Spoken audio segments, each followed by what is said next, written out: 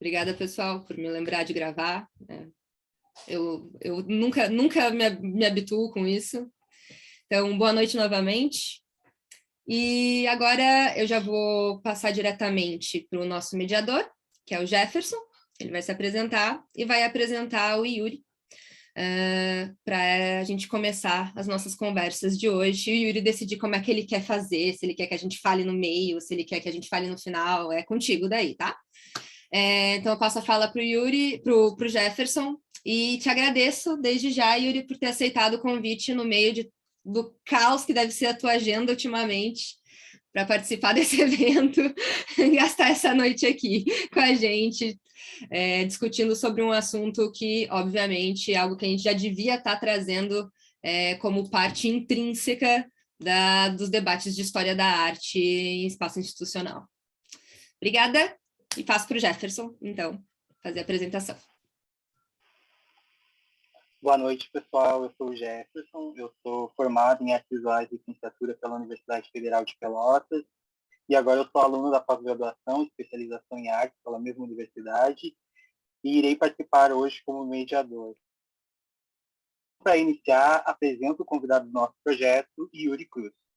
Yuri Cruz é artista do Rio de Janeiro, graduado em Ciências Políticas pela Universidade Federal do Estado do Rio de Janeiro, pós-graduado em Jornalismo Cultural pela Universidade do Estado do Rio de Janeiro, artista visual, dramaturgo e escritor. Suas produções artísticas são fruto dessas 3 grandes áreas das artes.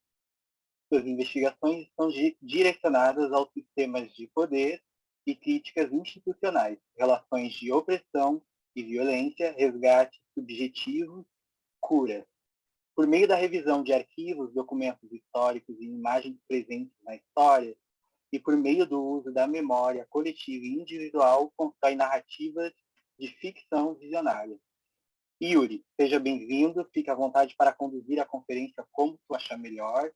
Antes de passar a palavra para você, gostaria de te perguntar se prefere os comentários, as perguntas que a gente faça no final da sua fala, ou se prefere durante a apresentação, no microfone ou no chat. Para finalizar, agradeço novamente que você tenha aceitado o convite para essa conversa-conferência, pois acredito que várias das suas obras servem para pensarmos questões dos sistemas das artes também no Eixo Sul, e principalmente aqui em Pelotas. Passo a palavra, então, para o nosso convidado. Obrigado. Que lindo, amei a apresentação. Obrigado, Jefferson. E obrigado, Thaís, também pelo convite. Obrigado a todo mundo por se dispor, né, numa quinta-noite para me ouvir e para a gente conversar. Em relação aos comentários, como eu vou passar uma série de trabalhos, eu acho que a gente pode se sentir afetado e nessa afetação a gente pode se sentir confortável para interromper. Não é uma coisa que me incomoda, não. Se não interromper, também eu vou num fluxo de pensamento. Assim, em geral, quando eu falo, eu vou num fluxo de volta, mas se for para interromper também, não vai ser um problema. É legal até se vocês verem algum detalhe de algum trabalho específico que vocês queiram perguntar. Eu sempre gosto de falar dos detalhes, assim. Eu acho que os detalhes, em geral, são muito subestimados, assim. E eu vou até tentar, de repente, achar um detalhe de cada trabalho, assim, para a gente começar também a olhar mais profundamente do que superficialmente, apesar do tempo, assim. Bem, eu vou começar aqui a compartilhar a tela. Compartilhar a tela inteira. E agora eu vou compartilhar isso aqui. Isso aqui. Eu resolvi começar a minha fala com um poema meu. Antes de ler o poema, eu sou, como o Jefferson bem disse, né? Eu sou um artista visual e eu sou um escritor também. Às vezes eu me acho um escritor que faz arte visual, às vezes eu me acho um artista visual que escreve, assim. Eu tô meio nessa fronteira e eu me encontro bem confortável nessa fronteira, assim, sabe? Viver nessa fronteira é algo que me desloca de certos lugares comuns e de certos lugares cristalizados. E realmente é onde eu consigo, nessa fronteira, nessa trincheira, é um lugar onde eu consigo semear e cultivar lugares híbridos, assim, né? Eu acho que viver nas fronteiras tem desses confortos, não sei se é conforto, mas tem dessas vantagens de você cultivar plantas híbridas, de formas híbridas, animais de formas híbridas, pensamentos de formas híbridas, assim. E, e é isso. Eu acho que essa hibridez tanto me liberta quanto avança com o meu trabalho também. Daí, falando em hibridez e falando de viver na fronteira e viver com essa vontade de plantar e semear e cultivar esses pensamentos, eu lembrei de um poema que eu escrevi em 2018, que se chama Eu Quero Poder Sentir Tudo. Aí eu vou começar com ele e depois eu parto para os trabalhos, mas ele é como se fosse uma abertura assim de caminhos para a gente. Então o poema é Eu Quero Poder Sentir Tudo. Se meu passado me permitir, eu quero poder sentir tudo. Quero dizer, se o caminho ainda estiver aberto a mudanças, e se eu for corajoso o bastante para sair da estrada, eu quero poder dizer aos fantasmas que eu os amo. De uma forma triste, eu os compreendo. Os traços definitivos da nossa história, eu quero poder sentir todos e desenhar outros, futuros, ficções visionárias, sentimentos inéditos, respirar longamente um ar que cruza o tempo, dobrar-me em três, para poder atravessar, carregar toda a riqueza e as vozes, elas vão me contar, mesmo onde eu estiver ausente, num vulto debate, onde ficarei confuso, um pouco vesgo, mas entenderei o preço e o valor de querer sentir tudo.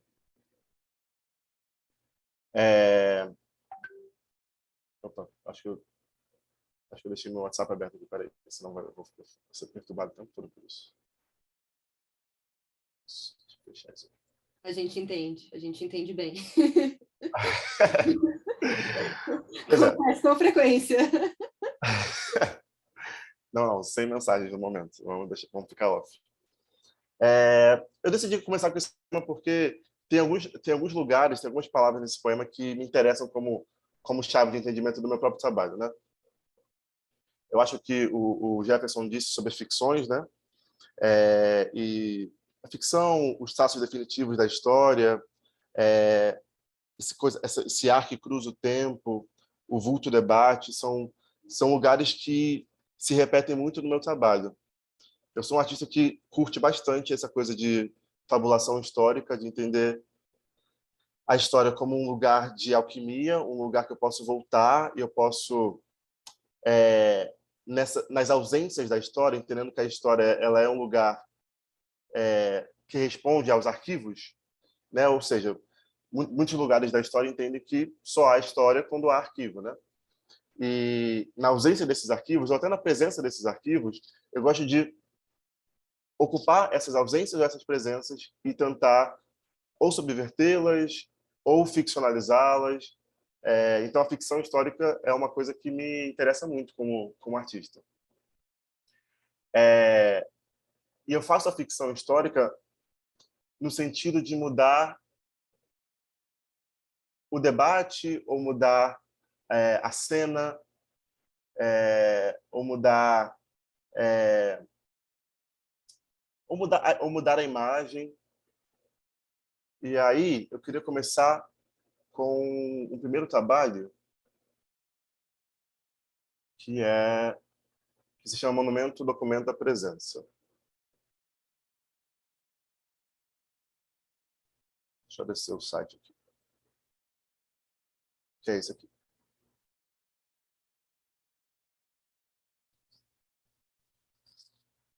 Bem, eu sou um artista que responde muito às cenas sociais, assim, onde eu me encontro e como que eu respondo a essas cenas sociais. Qual é o meu papel? Qual é o meu papel numa escola? Qual é o meu papel numa exposição? Qual é o meu papel na cidade, qual é o meu papel na família. Mas aí, quando eu pergunto qual é o meu papel, não é exatamente qual é o meu papel, qual é o meu dever no lugar. É qual é o meu papel no sentido teatral. O que eu enseno em cada lugar? O que eu estou ensinando na cidade? O que eu estou ensinando... Esse Betinho, né? É muito reconhecido. Um homem que trabalhou com muitas coisas. Opa, tem alguém falando aí? Posso continuar? Posso, né?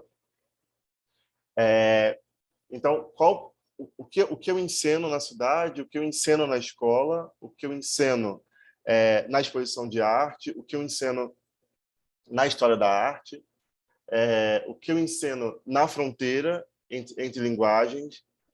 Então, o meu papel, a minha ensinação é algo que importa bastante.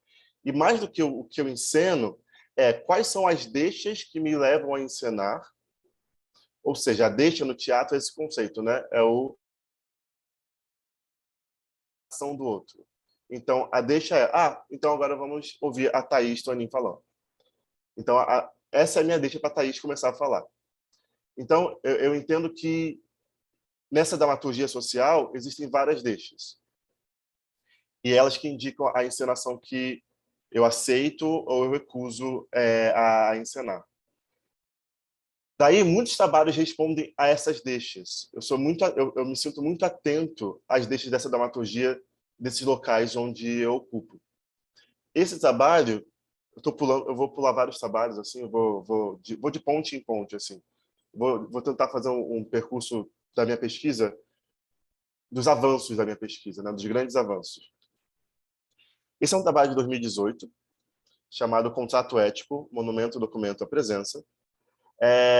Em 2018, eu fui aluno da Escola do Parque Lage, que é uma escola bastante famosa e relevante dentro das artes visuais do Rio de Janeiro e do eixo mais sudeste. Muita gente de São Paulo também veio para o Parque Lage eventualmente, e do Espírito Santo também. Eu fui aluno dessa escola durante um ano. Eu sofri um caso de racismo bem pesado na escola e a partir desse caso de racismo, ou seja, a partir dessa dramaturgia, a partir desse local criado, onde a escola me deu uma deixa de submissão ou de sujeição, que é o racismo, e eu sofri eu sofri isso, né? Então eu executo a ação que é o sofrer, que é a sujeição. Eu começo a pensar, ok, como que eu posso mudar, ou como que eu posso inverter, remanejar, redirecionar essa dramaturgia, essa cena. O contrato ético, o Monumento Documento a Presença, ele é o seguinte: eu estava num lugar de extrema fragilidade, de extrema tensão dentro da escola, e eu pergunto para mim mesmo, como eu posso me vingar? Como eu posso me vingar dessa sensação? Como eu posso me vingar dessa instituição? A única forma que eu consegui chegar foi a legalidade, a jurisdição, o processo judicial. Então, o processo judicial ele foi o primeiro estímulo contra a encenação racista da escola, né? Só que eu não sou advogado e eu não tenho, até então, né, em 2018, eu não tinha aparato, acesso para ter um advogado. Mas eu falei, cara, eu sou um artista. E o que eu sinto que não é nem o que um artista, né? O que eu faço é ocupar linguagens, é entender que a linguagem é um lugar de fronteira. Então, eu vou estudar a linguagem judicial e eu vou ocupar a linguagem judicial como artista. O que eu mais gosto de ser artista é que ao artista ou à artista é dado o lugar. E quando esse lugar é dado, ou seja, esse lugar é creditado, esse lugar é credibilizado, é dado ao artista ou à artista um poder de mudar alguma coisa, ou de propor alguma coisa, ou de propor uma mudança, ou de propor um estado mental, ou de propor uma pausa. E aí, nessa minha verdade artística, eu falei, não, eu vou propor um contrato com a escola. Eu vou propor que a partir do ano seguinte, no caso 2019, seria o ano seguinte ao trabalho, que esses casos de racismo, esses casos, o caso que eu sofri e casos que muitas pessoas sofreram com certeza e sofreriam, que esses casos fossem diminuídos drasticamente.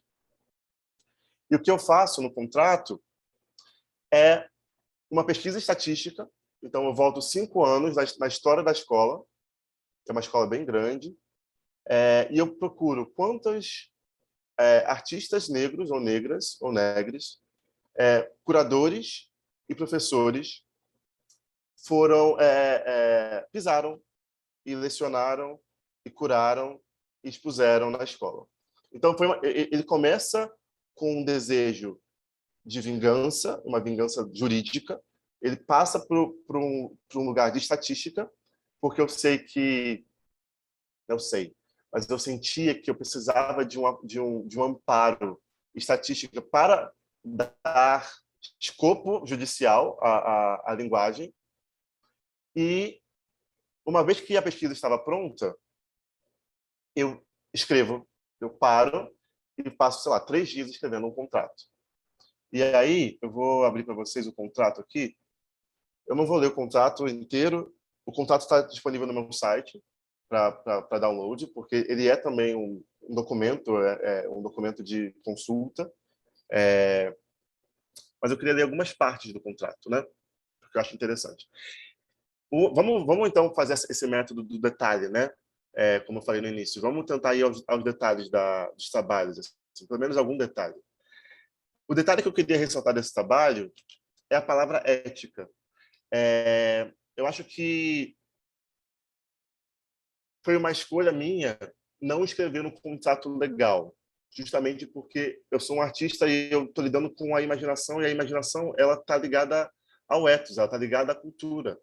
Lógico que a legalidade também está ligada à cultura, né? Tipo, é a cultura que forma as leis e tudo. Mas eu queria agir num lugar do comportamento a partir da ética e não a partir da obrigação legal. Então, eu chamo o contrato de um contrato ético e não um contrato legal. E eu acho que dentro do meio da arte, como a gente tá muito a gente está muito mergulhado nessa sensibilidade, nessa subjetividade, e tudo é uma camada, e tudo é sensível, e é a partilha da sensibilidade. Isso de fato é uma realidade, mas isso também também é um recurso, né? Também é um recurso que a gente pode usar. Como utilizar as sensibilidades para gerar mudanças de fato. Então, eu acho que quando a pessoa lê um contrato ético, ela vai, no mínimo, se questionar qual é a minha ética. Qual é o meu sensível? Qual é o meu sensível da sociedade, sabe? E aí, o contrato ele é grande, ele tem 10 páginas, são 8 páginas, mas eu queria ler o final do contrato. Então, o contrato ele foi exposto na parede, 8 páginas pregadas na parede, exatamente desse jeito aqui. E aí eu botava as estatísticas na página. Então, 5% do corpo pedagógico, desde 2014 até 2018, foi composto de pessoas negras. De 23 exposições e 400 artistas expondo nessas exposições, 31 artistas foram artistas negros. E um curador negro foi convidado em 4 anos na escola. Acho que também é importante falar sobre como que foi essa pesquisa estatística, né? Porque envolve a violência social da minha parte de julgar quem é negro e quem não é.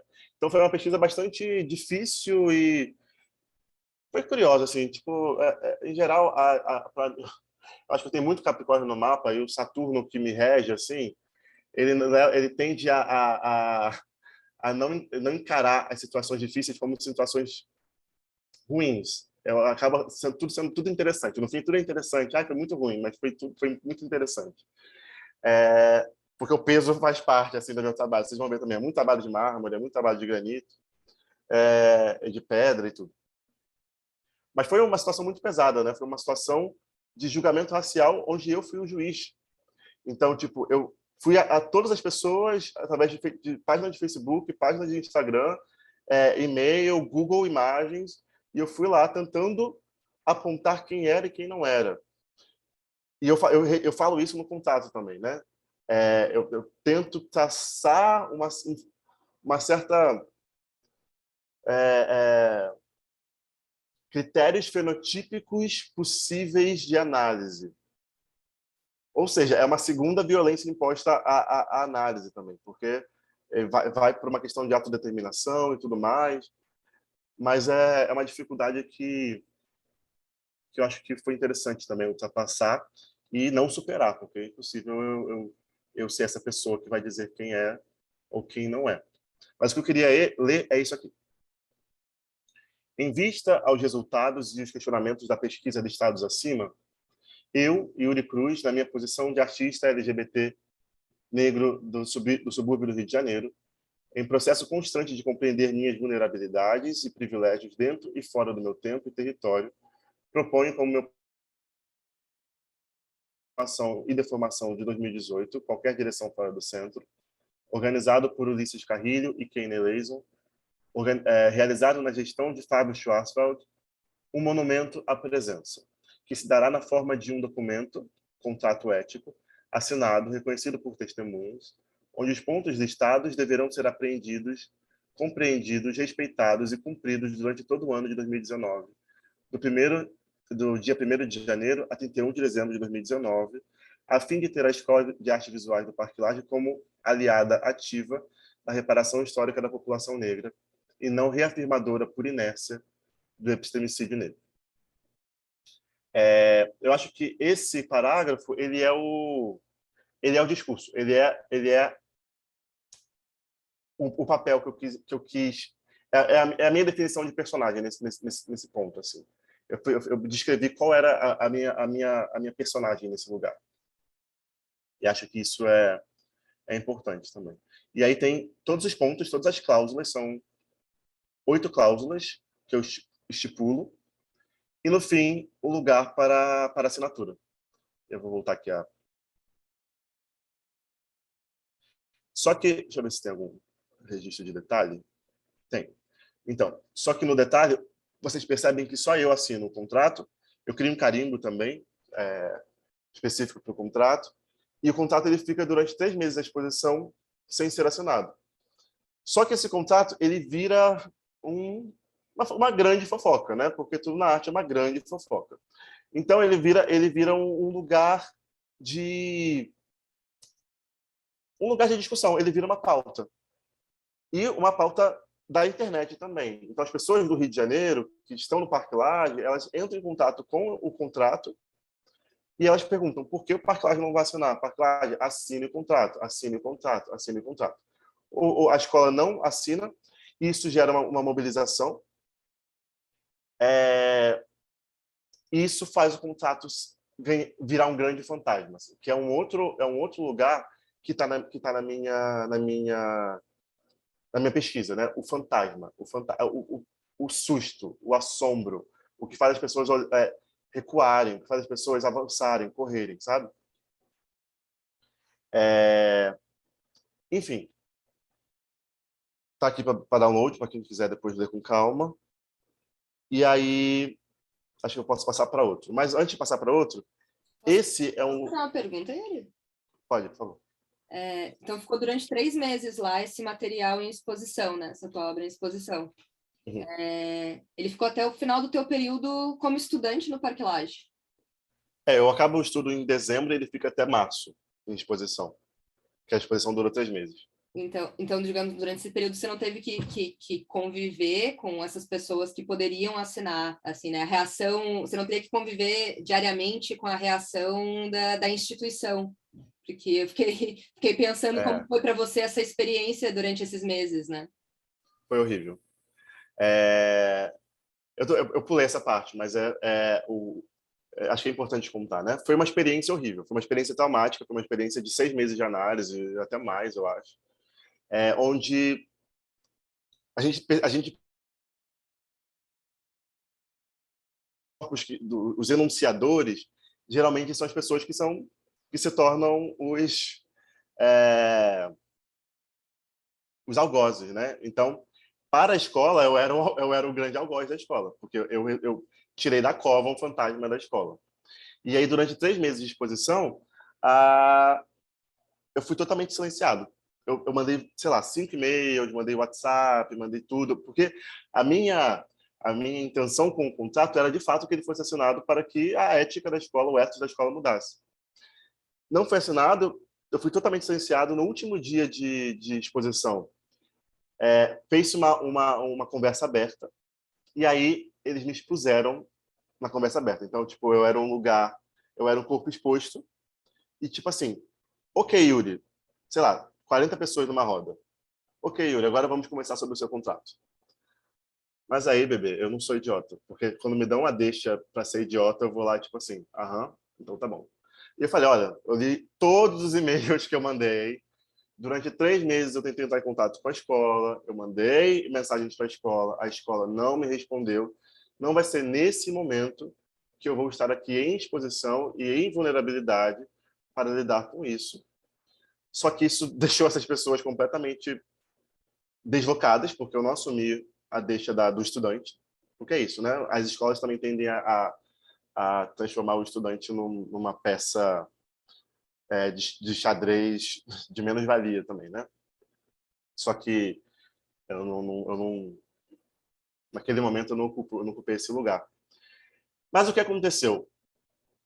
Enfim, não foi assinado, mas a escola, ela rouba a narrativa do contrato. E durante o ano de 2019, todas as cláusulas do contrato foram cumpridas. Então, o trabalho, ele é um trabalho bem sucedido, no sentido de mudar a ética da escola, mas ele também é frustrado na não assinatura. Então, formalmente, se a formalidade fosse assinatura, ele é um trabalho frustrado. Eticamente, ele é um trabalho bem sucedido. E é algo que afeta a escola até hoje. Então, no ano passado, a escola finalmente, depois de 2 anos, ela reconheceu o trabalho, me chamou para dar uma fala sobre o trabalho, sobre a escola, me colocando junto com a Lélia Gonzalez dentro dessas figuras da escola que ultrapassam a escola e criam espaços de expansão de pensamento, tudo. Então, e é isso. Assim, foi isso que aconteceu. Achei importante essa última parte que você comentou, porque esse não assinado, né, e o uso desse trabalho que você constituiu é um jeito de tirar a tua autoria do processo, né? Total. É isso. É isso. E Yuri, e também pensar que o silêncio é uma resposta. A não assinatura era confirmar uma outra relevância. Se eles tivessem assinado, talvez tivesse ficado banal, né?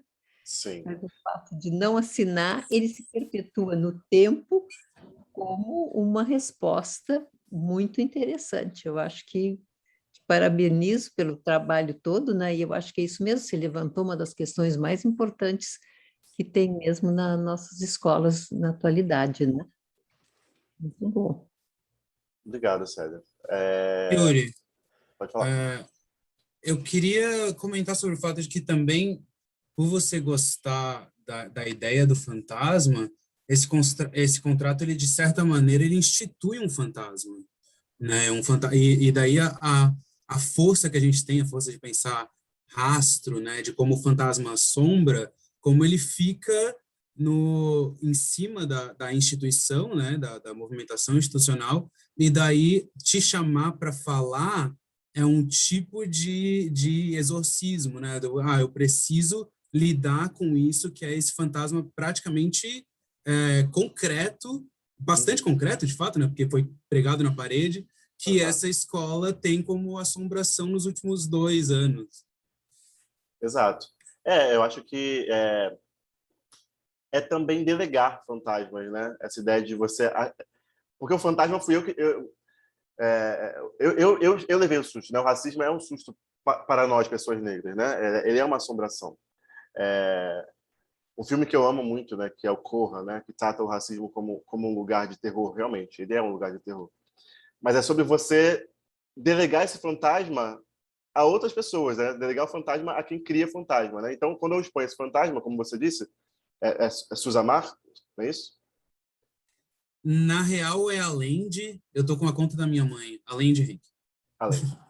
É, é isso, além. É sobre meio que redirecionar o fantasma. Então, ó, lide com esse fantasma aqui que é seu, e nem sempre as pessoas estão dispostas, né? Vamos passar para outro trabalho agora, mas antes de passar, eu queria falar sobre essa questão do monumento. O monumento do meu trabalho, né, ele é um lugar que se repete muito também. O monumento do meu trabalho ele não está num lugar de escala física, ele está num lugar de escala espiritual. Eu considero uma escala espiritual, uma escala da distribuição, uma escala ética. Então, existem muitos trabalhos que eu vou mostrar aqui hoje que lidam com monumentalidade por causa dessas escalas, mas não da escala física em si. Junto do monumento Documento da Presença, eu tenho essa série de trabalhos que se chamam afrescos de monumentos, né? Então, o monumento documento estava numa parede e esse monumento à presença foi escrito na parede da escola. Então, essa aqui era a exposição coletiva da. Então, é também sobre desdobrar o trabalho para uma visualidade de grande escala, mas aí é a letra, né? Tipo, a grafia, né? Em si, a ideia é o próprio monumento. Né? Beleza. Do Monumento Documento da Presença, eu queria pular para vamos para Monumento à Voz de Anastácia, então. Vamos de monumento a monumento. O Monumento à Voz de Anastácia ele é um trabalho de 2019. Aqui, essa foi a primeira vez que eu expus. Eu tenho que tocar essas fotos, porque as fotos do IMS são muito mais legais do que essa. Mas é legal essa foto aqui, porque esse é um espaço aqui na Lapa, no Rio de Janeiro, que fechou, mas se chamava Pense. E ele era um espaço para pessoas negras, assim, para pessoas negras. Era um lugar onde microempreendedores negros aqui no Rio de Janeiro poderiam vender suas coisas, vender suas produções artísticas e tudo mais. E existia uma galeria nesse espaço. E o curador desse espaço, que era o Ismael, no caso, ele me convidou para expor nessa exposição que chamava Corpo Cidade, lá em 2019. E ele falou: Yuri, eu gostei muito do Monumento à Presença, eu queria que você expusesse o Monumento à Presença aqui no Pense também. Só que o Monumento à Presença, ele era um trabalho que lidava com o fantasma da ausência. Então, ele só faz sentido na dialética do espaço. A Pense já era um lugar de presença. Então, ele não se faria forte. Seria lindo e tudo, mas ele não teria crítica no espaço. Né? E o meu trabalho ele tem muito dessa, como eu disse, dessa deixa. Qual é a deixa? Não, a deixa não é a ausência aqui. Então, eu pensei, poxa, Ismael, não tem como botar o Monumento à Presença aí. Eu vou criar um outro trabalho. E aí eu pensei, cara, a Pense é um lugar preto, então vou fazer um monumento à voz. Então, o Monumento à Voz foi a primeira coisa que aconteceu, né? A primeira chave do trabalho, vai ser o Monumento à Voz. Só que já era primeiro ano do governo Bolsonaro, assim, tipo, sei lá, quarto mês do governo Bolsonaro. Então, a Voz era um lugar de muita disputa, como é ainda hoje, né? Mas era um lugar de muita disputa e os vencedores, né? A voz dos vencedores era a voz dessas pessoas, assim. Então, eu não poderia parar na voz, eu teria que dar nome à voz. Beleza. Minha mãe, desde antes de eu nascer, ela já era muito devota da escrava Anastácia, dessa entidade, dessa imagem. E durante toda a minha vida, eu vejo minha mãe colocar cafezinho e água para a escrava Anastácia, para o santinho de escrava Anastácia que ela tem na cozinha. E aí eu estava subindo a rua da minha casa, da minha antiga casa, e eu falei, cara, que voz é essa? Quando eu chego em casa, eu vejo o santinho da escrava Anastácia, e falei, cara, aí a voz dela. Daí, eu gosto sempre de mostrar. Não é uma imagem que me encanta, mas eu gosto muito de ter esse antes e depois, ou esse ou o cima e baixo, né? Porque esse é um trabalho que é um trabalho de Photoshop. Então, ele é um trabalho digital. Ele é uma imagem digital. O que eu faço é pegar essa imagem e digitalmente, deixa eu só mover aqui, digitalmente tirar essa máscara e transformar esse grilhão aqui num colar. Mas voltando ao rosto, quando eu tiro a máscara, ela vira uma imagem sem boca, ela vira uma imagem com uma névoa, né? Essa névoa digital. Então, o instrumento que eu uso é o instrumento do carimbo. Você vai lá no Photoshop, é um programa que eu amo, é o meu programa favorito de mexer. Você vai no Photoshop, você tem o carimbo, e você vai só carimbando o que está aqui por cima do que está aqui. Então, é pele, é pixel sobre pixel, pele sobre máscaras. E aí, o desafio do trabalho foi achar a boca da imagem. Eu precisava de uma boca que fosse tão realista ao ponto de que a ficção que eu estava propondo ela fosse inegável, ela fosse incontornável. É impossível você não achar que essa boca não é de verdade. Então, esse foi o desafio do trabalho. Esse foi o desafio que eu fiquei alguns dias pesquisando bocas que se encaixassem na imagem.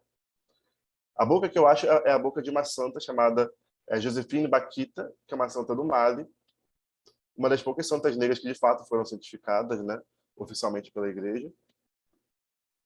E quando eu coloco a boca sobre a imagem, a boca encaixa, não perfeitamente, então existe um trabalho de distorção e ainda existe o trabalho de você colocar textura em cima da boca, porque antes era uma foto. Enfim, estou falando tudo isso só porque eu gosto de decodificar um pouco do que é essa imagem, porque a Anastácia Livre ela virou uma imagem de devoção.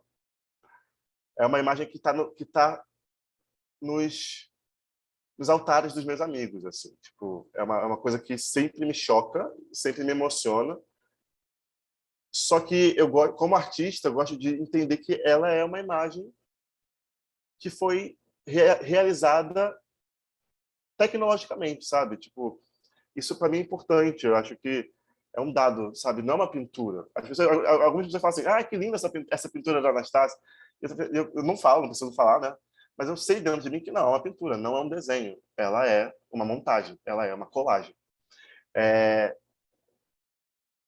Ok, então vamos voltar um pouquinho.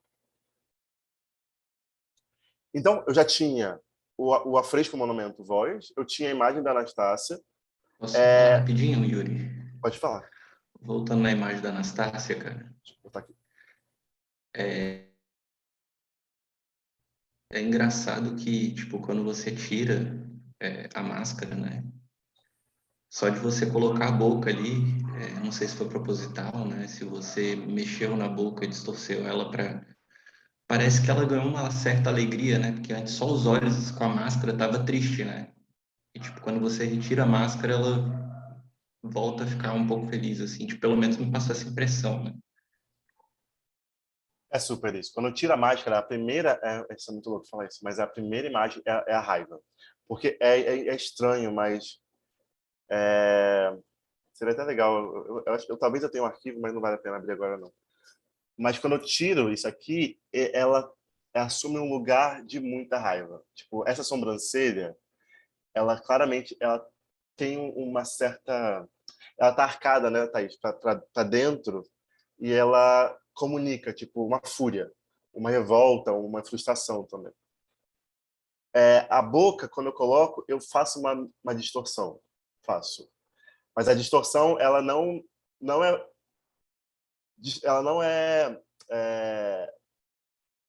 é grande o bastante, ela não é intenso o bastante para ser um sorriso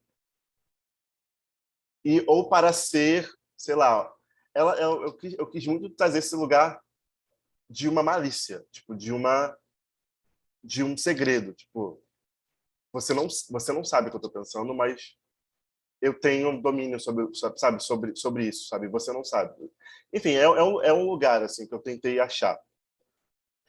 E também a distorção, pior que a distorção, ela veio naturalmente, porque a Baquita, a foto da Josefine, ela é uma foto de frente, é uma foto frontal. A Anastácia está em 3/4. Quando eu ponho a boca é frontal. Então, eu tenho que distorcer para a boca caber no 3/4 da imagem. E aí, a boca em 3/4, ela naturalmente comunicou o sorriso. Quando eu vi, ela já estava com esse green, com esse sorrisinho, tipo, sei, uma coisa, sabe? Uma coisa que ela diz que ela Yuri, sabe. tem Pode uma falar. pergunta técnica para ti. Pode falar. Quando tu aplicou a textura na boca dela, tu chegou a usar o carimbo ou tu usou o brush também? Com o recurso da mesa digitalizadora e tal. Não, eu usei o carimbo, só que eu usei o carimbo com uma opacidade bem, bem baixa, entendeu? Provavelmente eu devo ter pego a textura da bochecha, e aí eu diminuía a opacidade do carimbo, e aí eu fui aplicando sobre a boca. Sim. Entendeu? Yuri, eu achei muito legal como você estava contando a forma de fazer, assim, porque se a gente pensasse que criar uma boca já seria uma ideia muito legal de materializar essa voz, né, do monumento. Mas quando você parte de uma outra, conversa bastante com o que eu estou pensando no meu doutorado, que é uma elaboração da história da arte negra nas Américas, de como você sai de um lugar a outro e, obviamente, vai carregar essa boca para um momento ou outro, assim. Eu achei muito bonito. Valeu. Realmente, né? Tipo, é porque eu acho que a gente que eu tenho muitos anos de curso de pintura, pior que eu tenho. E quando você de desenho também, então quando você entende um pouco de anatomia e de perspectiva e de volumetria, sabe? Você entende que eu não vou poder colocar uma boca reta dentro de um rosto que é claramente totalmente volumétrico, né? Tipo, ele tem volume. Então foi uma parada de tipo assim, não, mas tem que fazer a boca acontecer de verdade. Eu não posso. Não é também uma colagem ingênua, né? É uma colagem realista, a parada. E aí vamos chegar a um detalhe, assim, que eu adoro contar esse detalhe, né? O detalhe desse trabalho que eu queria ressaltar são as flores. Todo santinho geralmente tem flores, né? Embaixo, às vezes rosas, vermelhas, amarelas e tudo. Mas as flores que eu escolho para colocar são camélias brancas. As camélias brancas aqui no Rio de Janeiro, por volta de 1880, quase a abolição, elas foram flores importantes no movimento abolicionista carioca. Existia um quilombo no Leblon que vendia camélias brancas. E essas camélias brancas, quando estavam nas janelas de pessoas, ou quando pessoas caminhavam com camélias brancas, elas eram um símbolo que comunicava: eu acredito na abolição, ou eu sou um abolicionista, ou isso é algo que eu acredito. Então, as camélias brancas, dentro de um arquivo histórico muito particular e muito apagado também, ela é uma flor abolicionista. Então, eu queria também reforçar que a liberdade da imagem ela se repete na liberdade que representa, que as flores representam nesse caso. E aí tá. E aí o terceiro passo do trabalho foi transformar isso nisso aqui, que é o santinho de Anastácia Livre. E aí a monumentalidade desse trabalho ela se encontra na distribuição desse santinho. Então, quanto mais distribuído mano a mano, eu acredito muito na força desse trabalho ser humano a mano, né? Da distribuição manual da parada. Quanto mais distribuído, mais monumental é a imagem. E aí, em 2019, na criação desse trabalho, né, eu imprimi 1 milheiro e eu distribuí, sei lá, 600, né, nos 2 meses de exposição. Mas agora no IMS, com a exposição da Carolina Maria de Jesus, eles imprimiram e distribuíram 55 mil santinhos. Então, é algo que, tipo, é algo absurdo, é algo tipo, que está realmente em lugares que eu não tenho absolutamente noção. Também um trabalho sobre capilaridade, sabe? Gostei muito de te ouvir, porque eu já tinha visto esse trabalho e também acho que no Centro Cultural São Paulo também você expôs esse, né? No CCSP eu expus um outro monumento, o Monumento ao Oxalá. E eu tive esse acesso a esse santinho lá nessa exposição que você está falando. Uhum. Maravilhoso, parabéns. Foi muito bom te ouvir falar e entender mais todo esse processo do trabalho, inclusive com essas camélias, tudo muito, muito bom. Obrigado. Interessante. Estava mostrando Parabéns. aqui eu, a Bárbara, a Laura, todo o pessoal com os santinhos. Eu não tô vendo ninguém, mas tudo bem. Tô vendo só uma fileirinha de gente. O Felipe também. Bem, daí eu queria dar um super salto assim para um trabalho de 2020. Para começar a falar sobre cena, né? Antes de falar de pletofagia, eu vou falar sobre essa cena. Já que eu estou falando de Anastácia Livre, eu queria passar um trailer para vocês verem, que é o trailer dessa cena que foi realizada em 2020, e depois eu explico um pouco melhor. Vocês conseguem ver aqui no YouTube? Sim, tá dando de ver. Agora, aí vocês me dizem se vocês ouvem também, porque eu não sei se eu botei compartilhar som. Sim, tá dando de escutar também. Então vou dar o play aqui.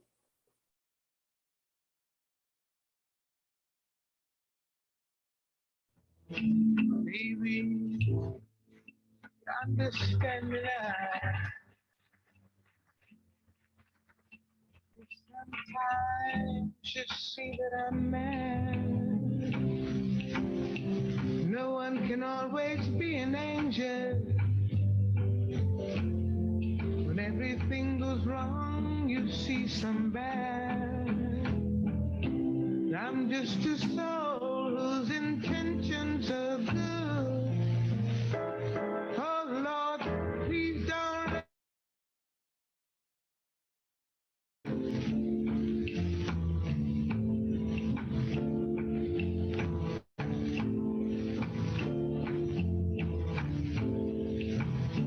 don't let me be misunderstood.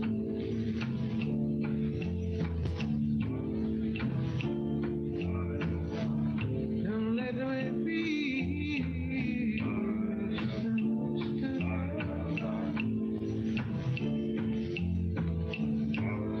'Cause if I misunderstood all my life, it would have been in vain. And Lord knows I don't want to come here again. So don't let me be misunderstood. Give me a clear mind. Give me the words to say what I mean. No, no, no.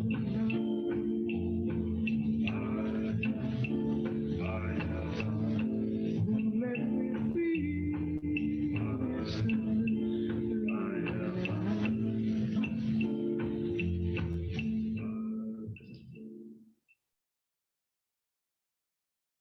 Aí aqui eu queria começar a falar sobre as cenas, né? Eu sou um artista que também escrevo dramaturgia e desde 2019, eu vou voltar depois no tempo e falar sobre 2019, essa é uma cena de 2020, mas a dramaturgia do meu trabalho ela tem sido a principal área de pesquisa minha, assim, né?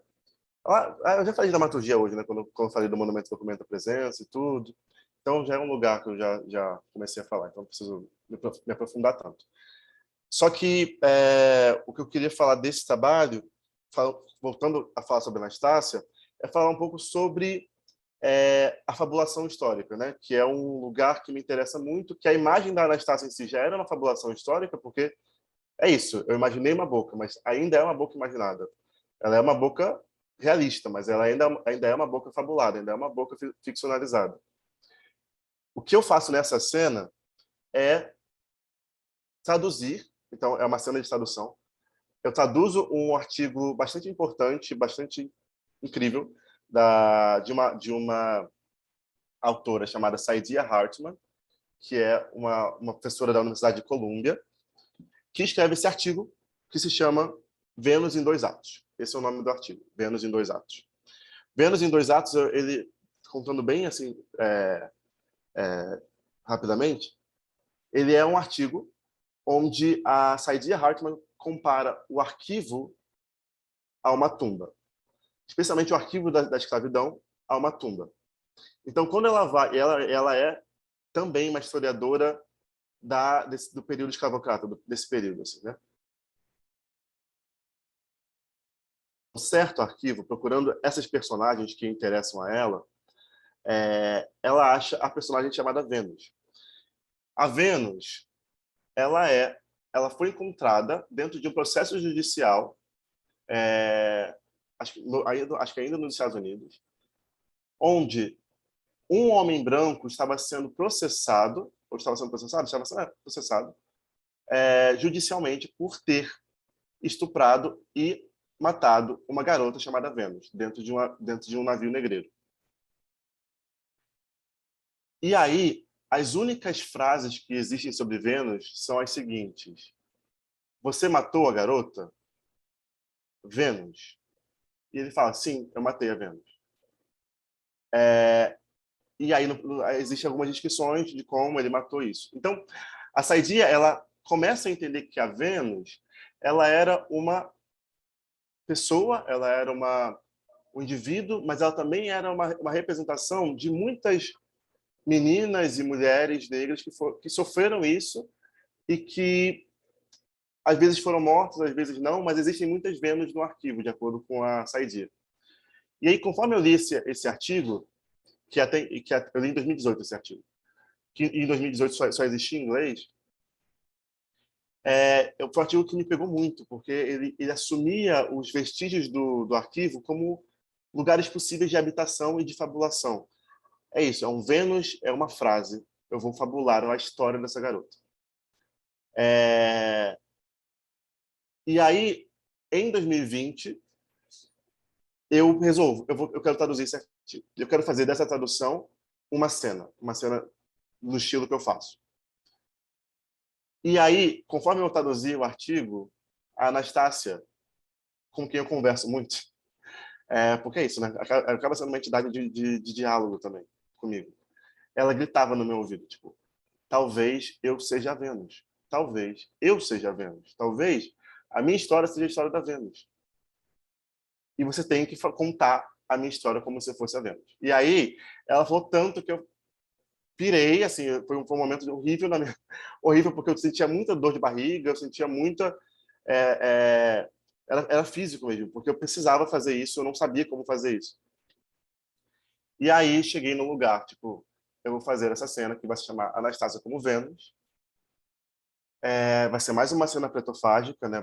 Essa foi a 5ª cena pretofágica. E eu comecei a pesquisar sobre a escrava Anastácia. E aí, voltando ao Jacques-Étienne Arago, que foi quem desenhou a imagem primeira, né?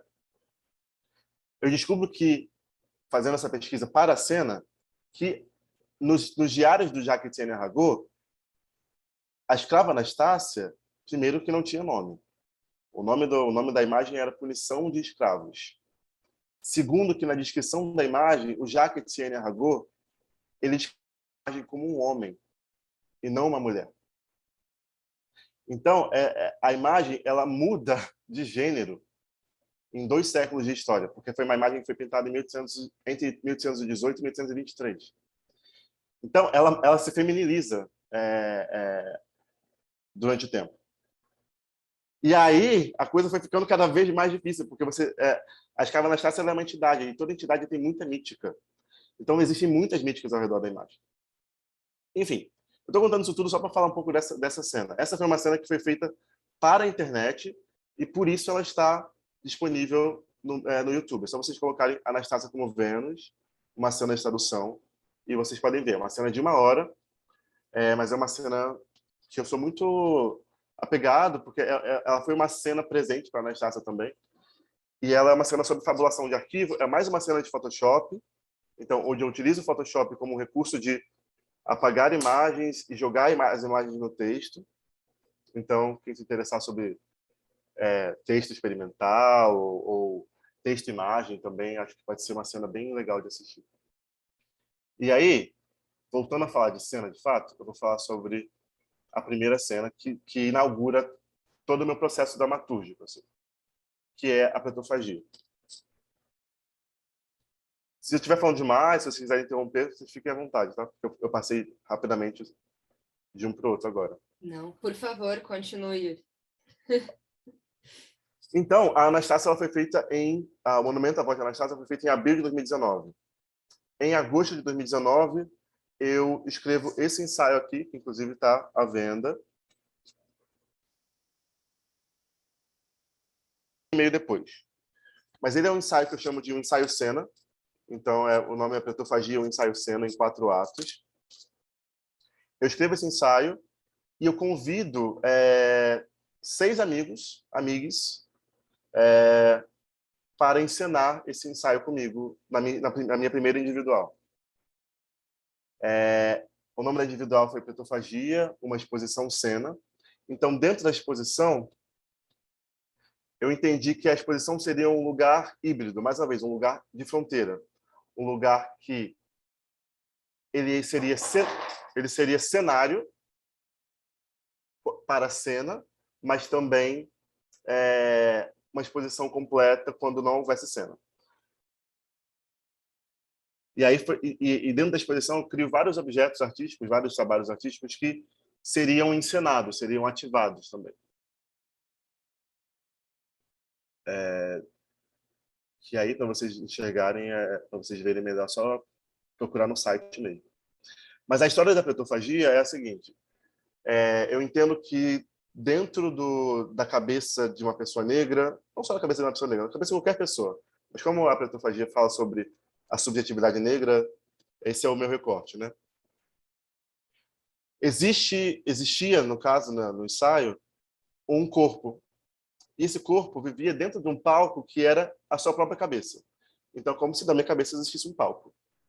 Esse corpo, ele percebe, em determinado momento, que ele está encenando uma dramaturgia de sujeição, de submissão.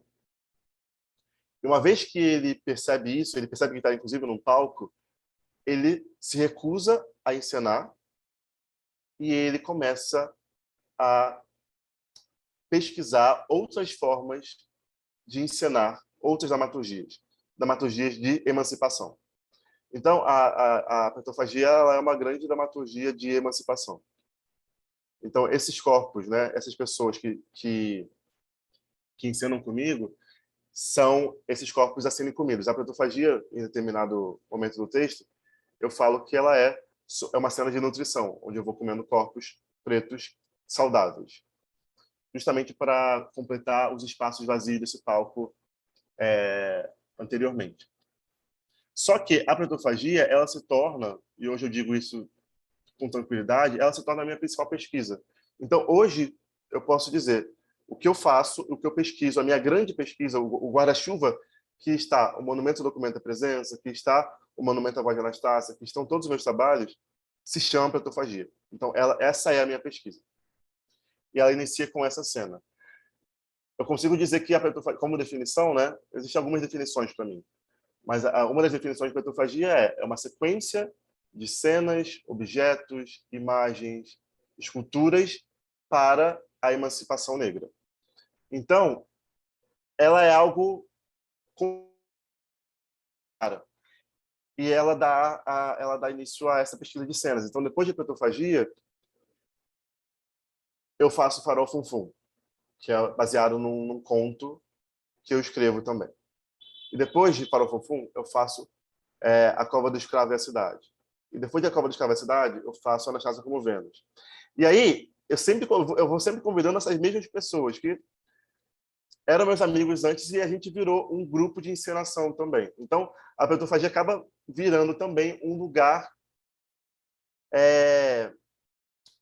um coletivo ou um grupo de encenação, um grupo de quase uma família, é um espaço que eu entendo que fosse como se fosse um quilombo também, um encontro. Cada vez que a gente se encontra, a gente entende que a gente se protege nas encenações também. Só que eu atuo como essa pessoa que convoca. Eu sou meio que tipo assim, ok, vamos fazer mais uma cena protofágica. Quem tá afim, vamos que vamos, assim, sabe? E aí eu queria passar um trailer dos ensaios de pretofagia para vocês, só para vocês terem uma noção. Eu tenho a cena completa, mas a cena é grande, então vou passar o trailer e esses são os ensaios, não é a cena em si, mas já dá para ter uma noção.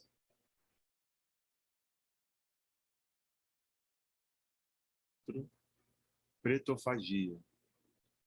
Ato 4. Pretofagia.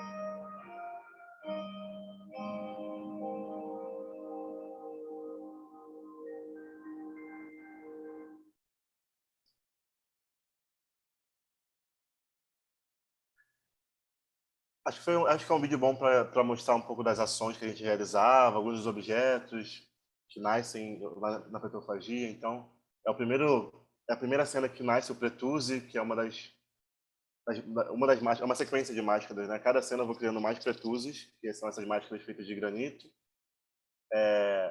Os atos, que são aqueles cabos de guerra, onde a gente encena em frente à cortina. Enfim, são muitos os desenhos, né? Então, os desenhos de petrofagia, né, acabam sendo storyboards que eu crio antes da cena. Então, eles são meio que indícios do que acontecem nas cenas, para mim. Yuri, Pode falar. a Célia e o Alendi fizeram algumas perguntas ali no chat. Você quer que eu te lembre delas no final ou eu posso... Eu posso... Estou abrindo aqui. Aonde se compra? Você compra comigo mesmo, mas se você estiver em São Paulo, vende na Megafauna, lá em São Paulo, mas eu posso mandar por correio também. Esse som dos caramelos, não. O som é do Kamasi Washington, que é um cara muito foda dos Estados Unidos. Um jazzista incrível, que eu amo de paixão. Posso aproveitar o espacinho? Eu sabia que eu reconhecia de algum lugar. Kamasi, é isso aí. Pode falar, pode fazer a pergunta. Que você comentou antes que você trabalha com essa questão do peso da obra, né? E aí eu estava olhando ali de novo os granitos e eu não sei se você tinha pensado em falar sobre isso hoje, mas eu ia gostar de escutar você falando um pouco sobre essa questão do porquê que você está usando o granito e, né, e como é que foi estar pensando nessa cenografia com esse material. Super. O granito, ele nasce no meu trabalho em 2016, o primeiro trabalho que eu uso granito. 2017, desculpa. E ele nasce, o granito, hoje eu entendo o granito e o mármore, né?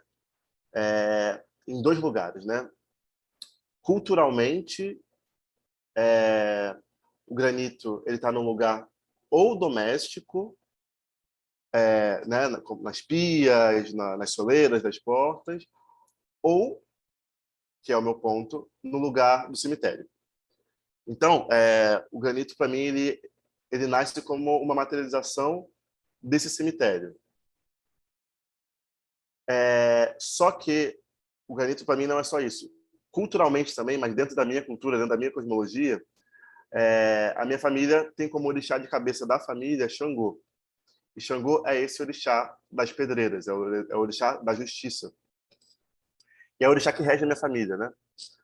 Então, todos os meus trabalhos de pedra também são devotos a... também são uma forma de devoção a Xangô. Então, existem esses dois lugares do meu trabalho com as pedras, né? Tanto do mármore quanto do granito, que é o lugar da necropolítica e o lugar do culto a Xangô. E o lugar também, e tudo que Xangô representa também, né?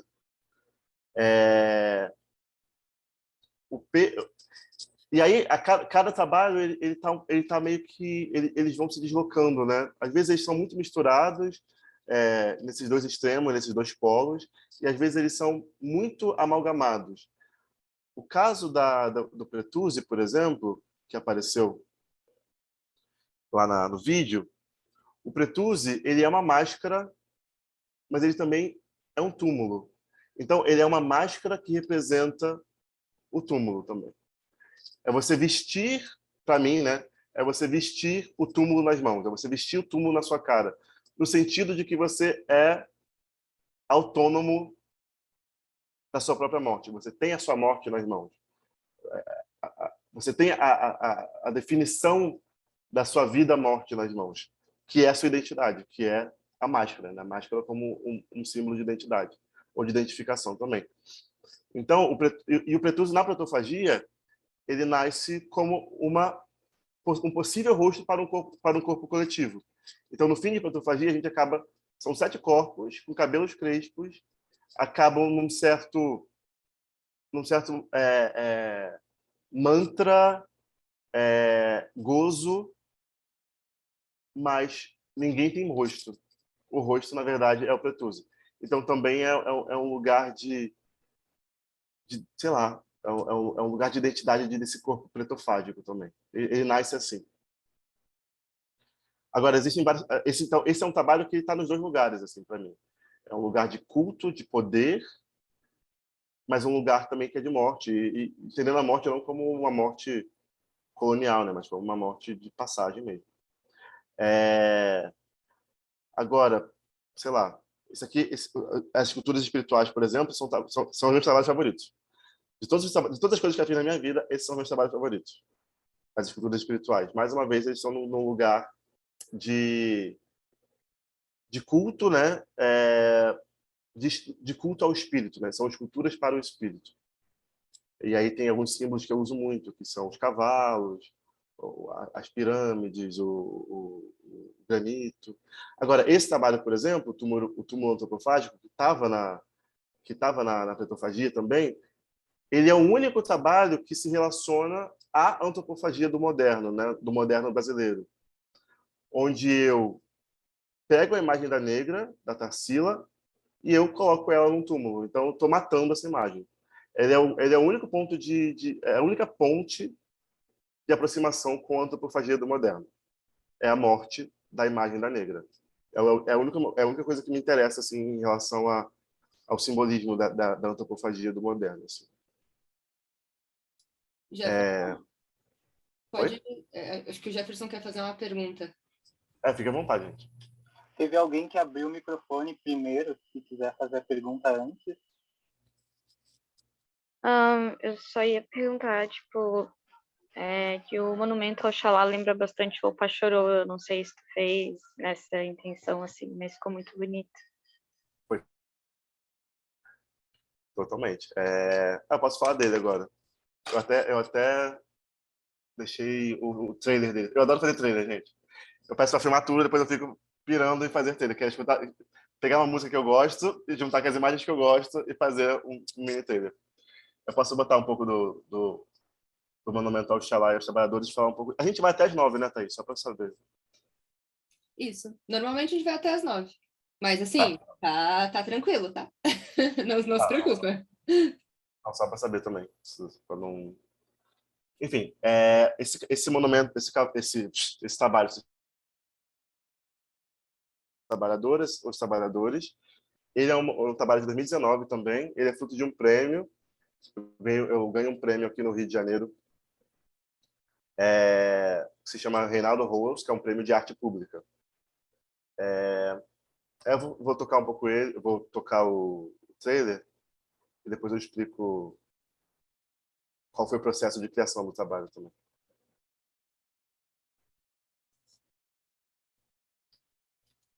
Eu cavalgo em campos de mármore.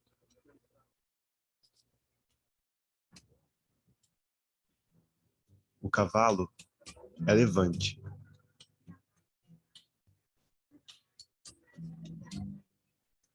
Uma rocha que se ergue na brisa.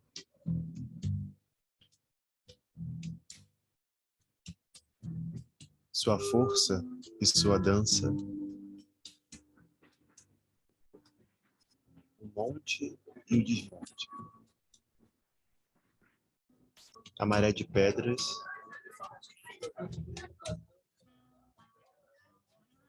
Evocação.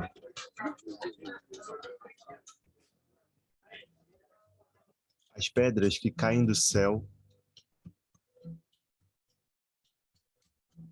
O equilíbrio de cargas sobre os ombros. Espernei atento no vai e vem.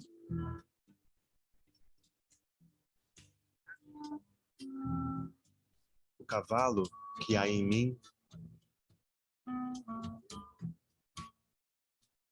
O que escuta o que há em mim.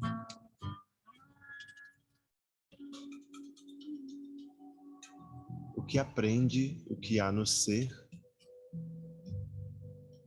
no solo,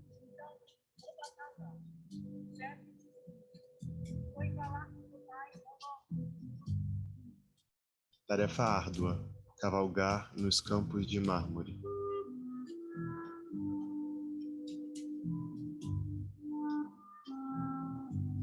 Chorar e dançar como uma coisa só.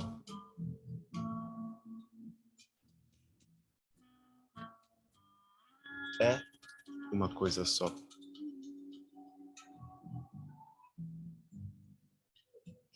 Esperneio, pois é pesado.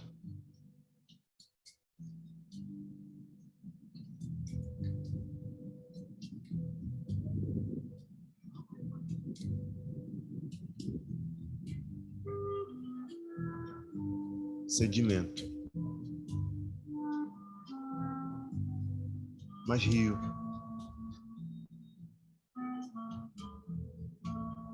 Me pego rindo do esforço do cavalo que há em mim.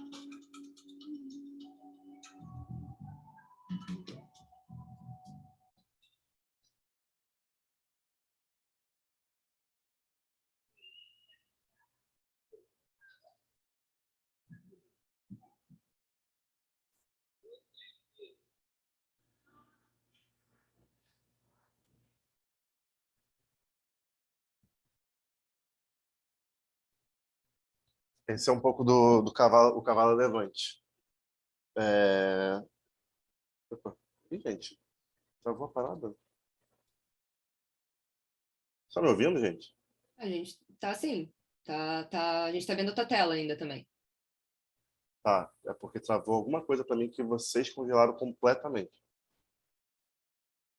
Quer parar de compartilhar a tela para ver se... Fazer isso. Isso. Foi, parei. Eu acho que o Jefferson e o Allen tem alguma pergunta para te fazer. Pode falar.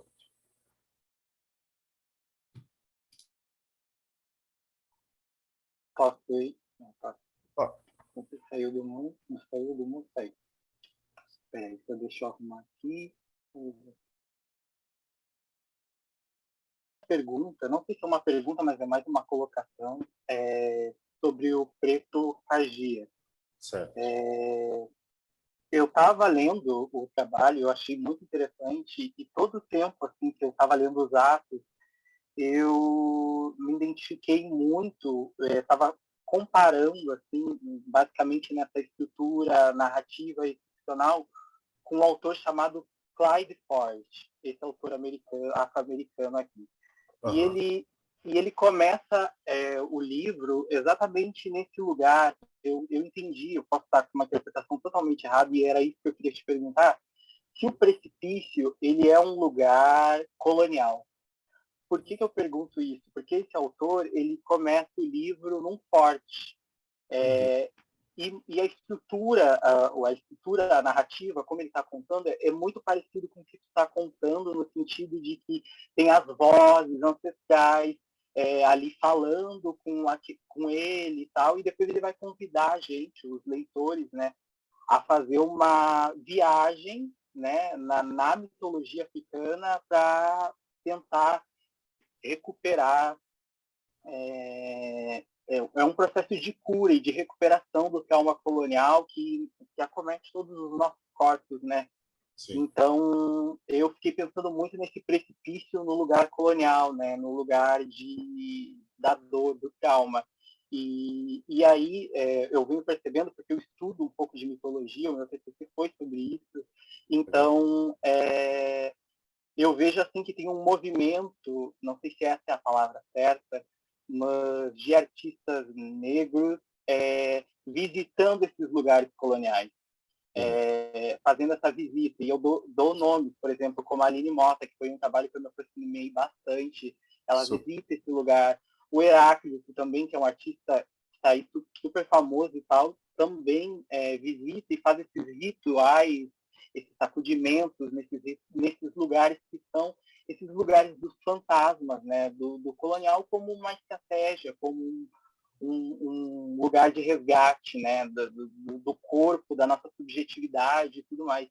Então, acho que a minha pergunta era isso, né, se esse precipício ele é um lugar de colonial, se ele é um lugar do trauma, se ele é um lugar da dor, e por que é importante a gente visitar esses lugares? Eu acho que a minha pergunta é mais ou menos por aí. Tudo. A protofagia, ela... Estão me escutando?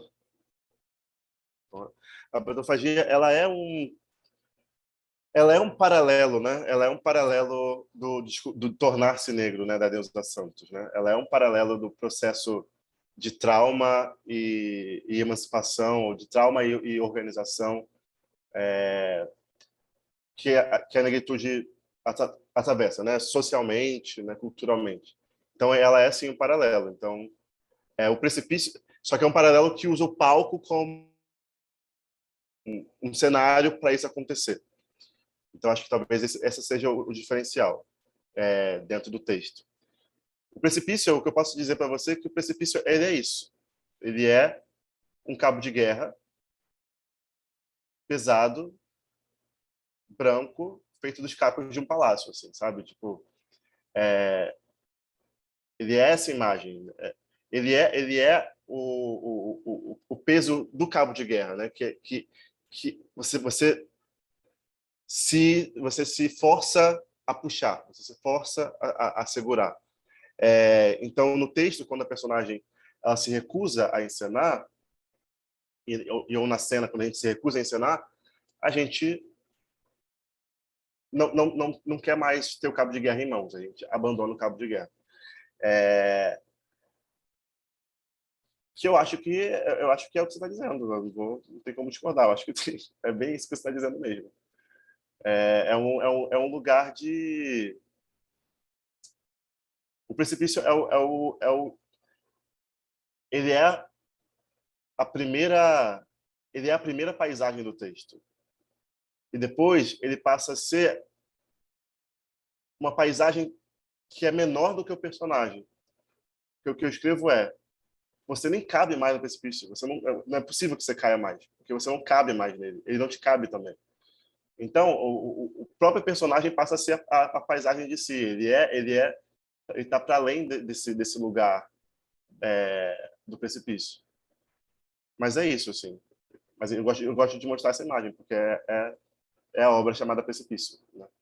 E essas obras se chamam atos porque elas são os atos de petrofagia, né? Então, o primeiro ato de petrofagia é o precipício. O segundo ato de petrofagia é o Urubu, que é essa obra aqui. Então, eu gosto muito de traduzir esses atos, essas coisas em imagem também. O meu é bem uma pergunta mais ou menos, mas é que o Cavalo Elefante que você passou aqui, ele me lembrou que tem um livro da Zora Neale Hurston que se chama Conte ao Meu Cavalo, que é meio que um manual de voodoo, em que, de certa maneira, ela vai contando a história antropológica da negritude nos Estados Unidos a partir da relação com a cultura iorubá e com a ideia da religião voodoo, né? Eu queria saber se tu conhecia, porque me parece que é uma coisa que vai te interessar. Assim. Não conhecia. Estou conhecendo agora, não conhecia não, mas super me Estou interessa. querendo traduzir ele. Só tem em inglês por enquanto, mas eu quero muito trazer ele para cá, assim, porque é um livro muito legal. E porque ela brinca com essa ideia, né? Várias pessoas me perguntam como se faz voodoo. Né? Daí ela brinca com a ideia, vou fazer um manual de voodoo, então, para vocês. E daí, no fim das contas, tem essa cutucada, né? Porque as pessoas querem fazer voodoo porque elas querem amaldiçoar alguém, né? De certa maneira, as pessoas brancas que perguntam, e daí ela vai contando e ela mostra como é uma relação muito mais profunda com a própria estética e com a ideia de religião do que o que é retratado na mídia de maneira geral. Qual o nome dela, Além? Zora Neale Hurston. Ela escreveu ali no início do século XX, no movimento da Harlem Renaissance, o New Negro Movement. Bem legal, Tell My Horse. Tell My Horse, tá? Já anotei aqui, porque... não, porque eu tô para fazer umas viagens aí, né? E é sempre bom ter umas referências internacionais do que a gente faz aqui, sabe? Então, eu acho que conversa muito, assim, com o que eu tava vendo ali no trailer, o que você colocou. Super. O cavalo na minha pesquisa, ele é uma figura que aparece muitas vezes, mas ele é o cavalo da Umbanda, ele é o cavalo do Candomblé, que é esse corpo que... Ele é o corpo mídia, ele é o corpo plataforma, né? O corpo que recebe essa entidade, que recebe as ideias, que recebe o ancestral, que recebe o espírito. Então, nesse trabalho O Cavalo Levante, o que eu estou dizendo o trabalhador é o levante. Porque o cavalo, na verdade, são os trabalhadores. Assim. Então, é um trabalho que... É essa imagem que ela trabalha mesmo, de caminho, assim, de cavalo como... Tudo. E ele é baseado no poema que está no vídeo, né, que se chama Eu Cavalgo em Campos de Mármore, que é um poema de 2018 também, que entende que a cidade é um grande campo de mármore, é um grande campo necropolítico, e o eu lírico do poema cavalga não em campos verdes, mas em campos de mármore. E aí o trabalho ele é fruto de um assombro também. Esse aqui é o Campo de Santana, não sei se vocês já vieram ao Rio, mas existe esse Campo de Santana aqui. E ele é um lugar, ele é um parque público, né? Mas que ao redor dele existem muitas pessoas em situação de rua. Assim. E aí, no processo de pesquisa desse trabalho, eu estou sempre em busca de fantasmas, né? Estou sempre em busca. Eu gosto muito de me assustar, é horrível, mas eu gosto muito. Porque é onde eu descubro a chave da parada, assim. E aí, esse trabalho, ele custou 20 mil reais, esse trabalho para ser feito. Nem tudo isso, ele custou 12 mil reais. O prêmio foi 20 mil e o trabalho valeu 12. Assim. Eu fiquei com 8 lá em 2019 de recompensa também do trabalho. Mas aí, quando eu fui fazer esse trabalho, eu estava procurando esse fantasma. Eu andei o Campo de Santana diversas vezes, eu vi aquelas garças brancas que ficavam ali. Mas o que me assustou no Campo de Santana foi quando eu vi uma família cozinhando numa fogueira, no meio a comida deles numa fogueira, no meio da cidade. E aquilo ali foi um grande assombro para mim. E aí foi naquele momento que eu falei, tipo, eu preciso falar sobre comida. Então isso não está claro no trabalho. Mas primeiro, a história desse trabalho é louca, né? Porque o primeiro momento foi assim, ok, vou pegar esses 20 mil reais e vou distribuir em comida. Mas aí, falando sobre isso com alguém, com uma das orientadoras, ela falou assim, você é um artista, você não é um assistente social. Existe, ao lado da Central do Brasil, um lugar que distribui comida gratuitamente. Por que você vai pegar esses 20 mil reais e você vai distribuir comida se já existe, o governo faz isso? E aí isso mexeu comigo. Mexeu muito, assim, porque é muito forte alguém falar isso. E eu falei, ok, mas eu vou continuar a distribuir comida dentro do que eu quero fazer. E aí, o Monumento ao Xalá, o Cavalo Levante, o Monumento ao Xalá, ele é toda uma cena de diáspora urbana que começa em Olaria, que era o meu bairro, e vai até a Central do Brasil, e a gente cruza tudo isso para a gente erguer um monumento ao cruzamento dos trabalhadores que fazem isso, e eu fiz isso durante toda a minha vida também, mas para dar canjica para as pessoas ao fim do monumento. Então, ele é um grande monumento para dar canjica. Eu construí toda uma narrativa para distribuir 2 panelas de canjica gigante para as pessoas e falar para a professora, pronto, distribuí comida, mas eu fiz uma obra de arte. Porra, entendeu? Sabe, tipo... então é sobre como e além do que, tipo, dos limites, né? Tipo assim, porra, é isso, né? Um artista não pode ser assistente social. Então tá, então eu vou fazer o que eu preciso fazer contando a narrativa que eu preciso contar, entendeu? É uma escultura no campo expandido, né? Total, total. Primeiro que é uma escultura que, como a Laura disse, né, é um opachorô, né? Um opachorô gigante. De 7 metros de altura e tudo. Mas ela é uma escultura para dar comida também, é uma escultura... É um levante, né? Você só se levanta se você tem energia para se levantar, entendeu? Eu posso fazer outra pergunta? Pode falar.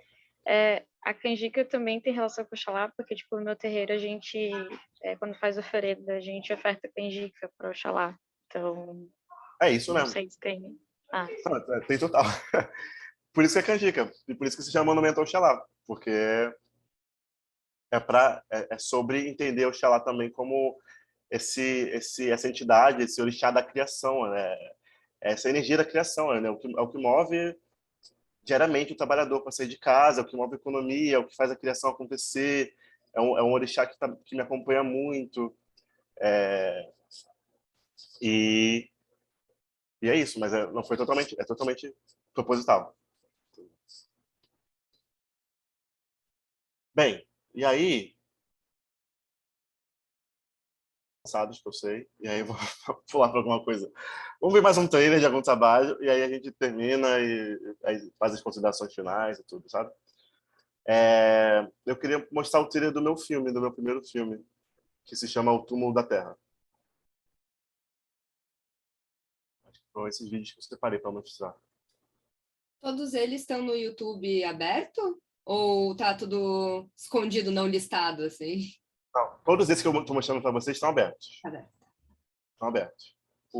As obras de fatos do que eu mostrei para vocês, só a Anastasia como Vênus. Entendeu? A Pretofagia está fechada, mas quem quiser ver também eu faço. Mas só a Anastasia como Vênus está aberta inteira. Assim.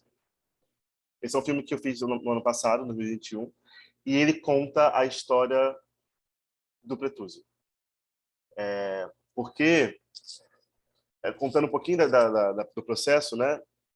Era uma exposição que ia rolar online, né? Contexto de pandemia, e eu fui convidado e o curador queria expor algo relacionado à Anastácia Livre.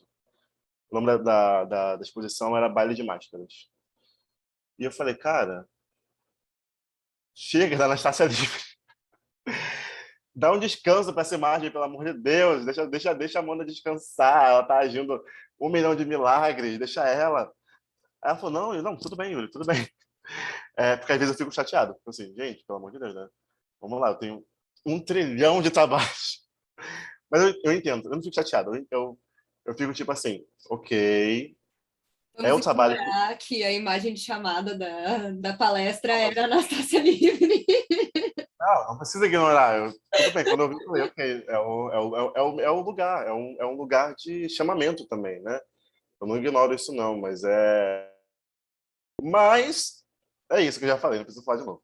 E aí eu falei, não, eu vou fazer um filme sobre o Pretúzio, que é a máscara que eu amo, é a minha cara, é a cara que eu criei para os meus, para a gente usar juntos. Eu vou ter que fazer algo sobre essa máscara.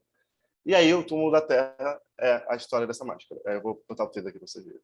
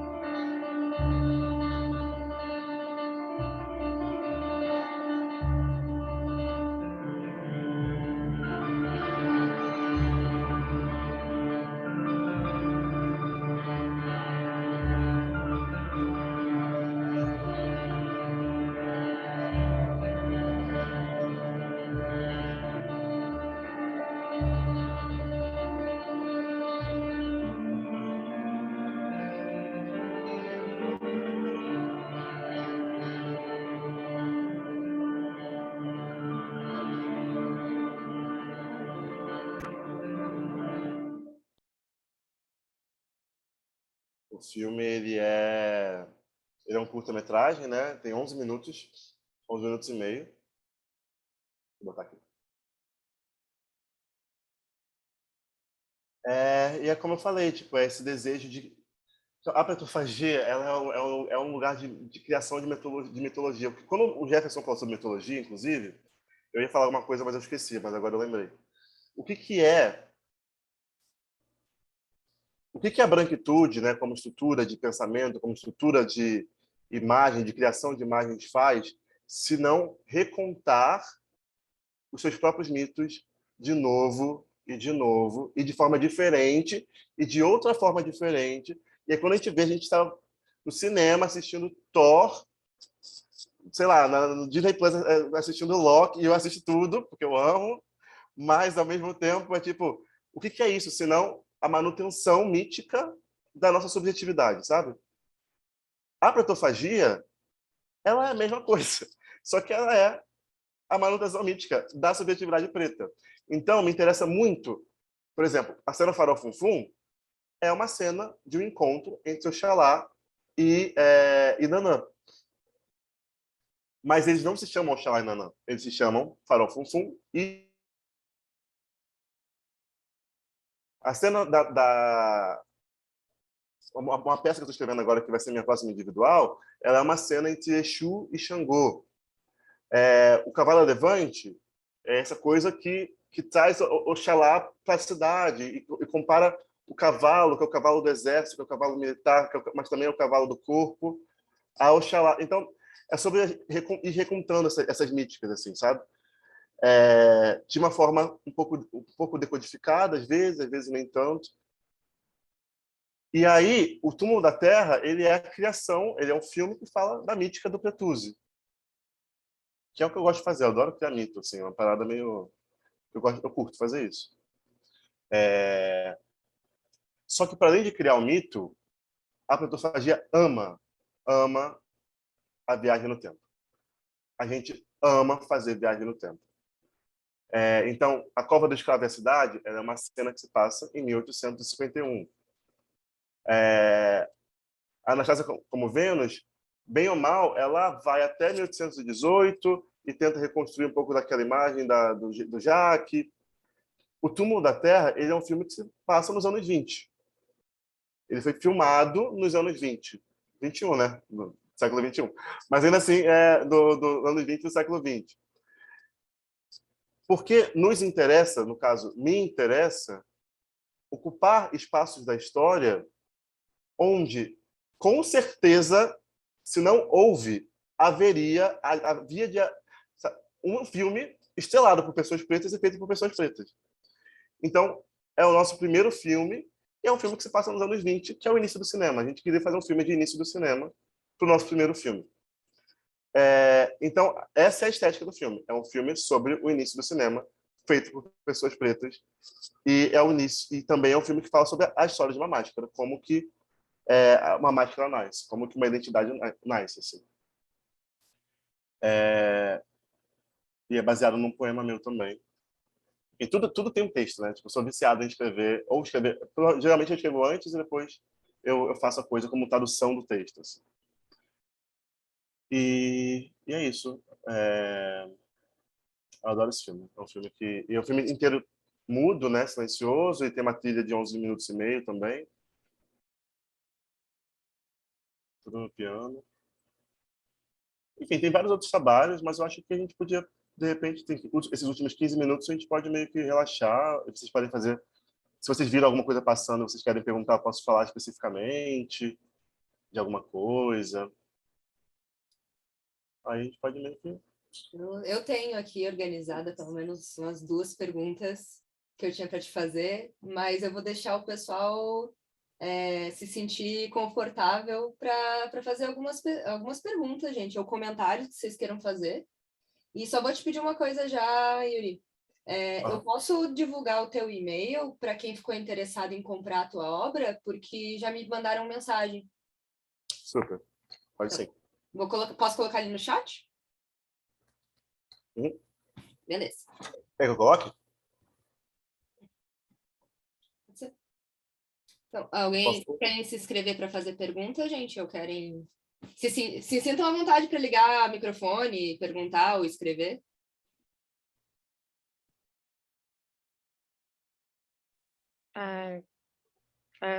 Um dos trabalhos que me emocionaram muito, assim, todo esse trabalho relacionando com espiritualidade, para mim é uma coisa muito bonita e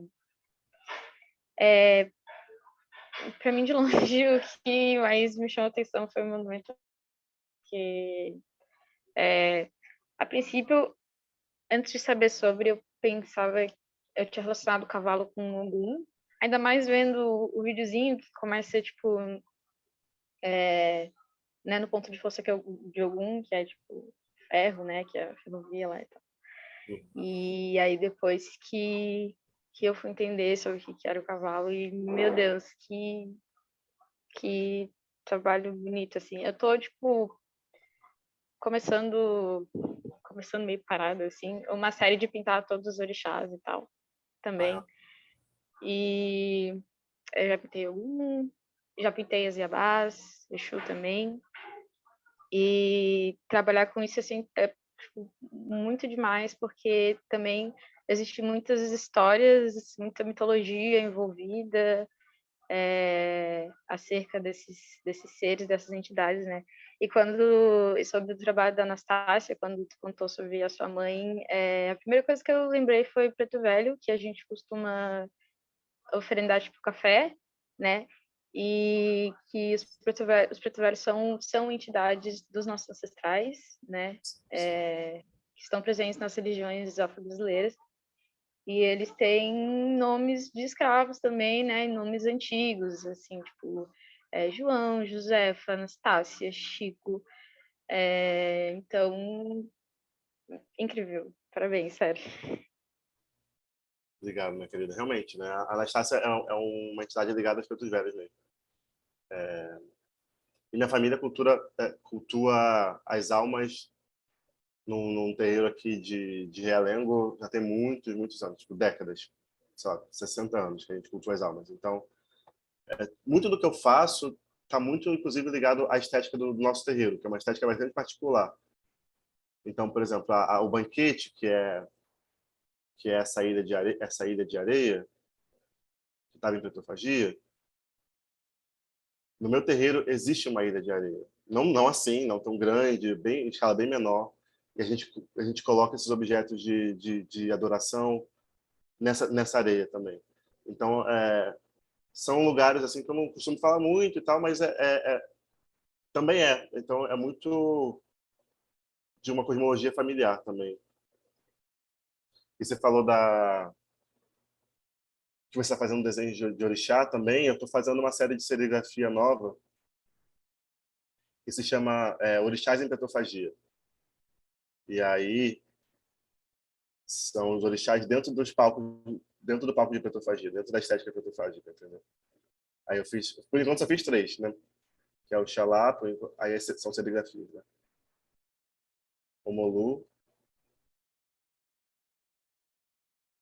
e os Ibejis. Que lindo!